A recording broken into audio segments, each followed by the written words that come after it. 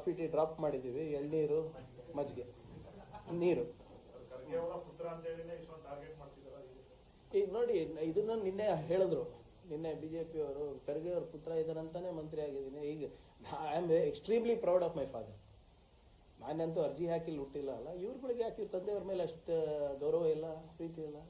ವಿಜೇಂದ್ರ ಅವರೆಲ್ಲ ಭಾಳ ಸಂಘಟನೆಯಿಂದ ಬಂದ್ರ, ಎಷ್ಟು RSS ಶಾಖೆಗಳು ಅಟೆಂಡ್ ಆಗಿದ್ದಾರೆ ತೋರಿಸಿ.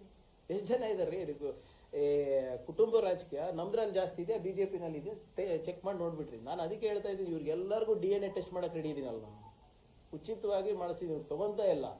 ಬಹುಶಃ ಅವರಿಗೆ ಹೆದರಿಕೆ ಏನಾದರೂ ಗೊತ್ತಾಗ್ಬಿಡ್ತದ ಅಂತ ಬೇರೆದು. ಈಗ ಯಾವಾಗ್ಲೂ ಖರ್ಗೆ ಅವರಿಂದಾನೆ ಆಗಿದ್ರೆ, ಖರ್ಗೆ ಹೌದು ಅಪ್ಪ ನನ್ನ ಖರ್ಗೆ ಮಗ ನಾನೇನು ಇಲ್ಲ ಅಂತೀವಿ ಅನ್ನಕ್ಕಾಗ್ತದ? ಬ್ಯಾಟ್ ಹಿಡಿಲಾರ್ದವರಿಗೆ ನೀವು BCCI ಚೇರ್ಮನ್ ಮಾಡ್ತೀರಾ, ಇವ್ರಿಗೆಲ್ಲರಿಗೂ ನೀವು BCCI ಅಲ್ಲ ICC, ಈಗ ICC ಚೇರ್ಮನ್ ಮಾಡ್ತೀರಾ? ಏನಿದೆ ರೀ?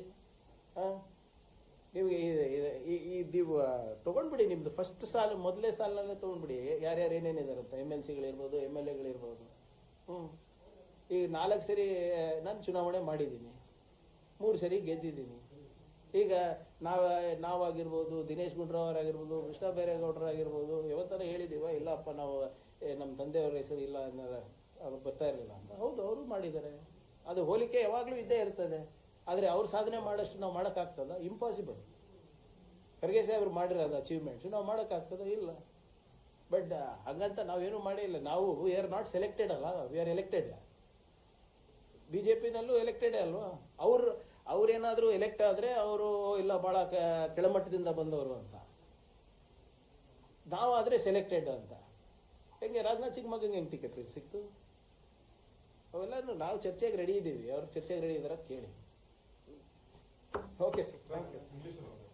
ಇಲ್ಲ ಸಾಕ್ರಿ, ಅದು ನನಗೆ ಅದು ಟ್ರೈನ್ ಆಫ್ ಥಾಟ್ಸೇ ಹೋಗ್ಬಿಡ್ತಾ ಇದ್ರಿ.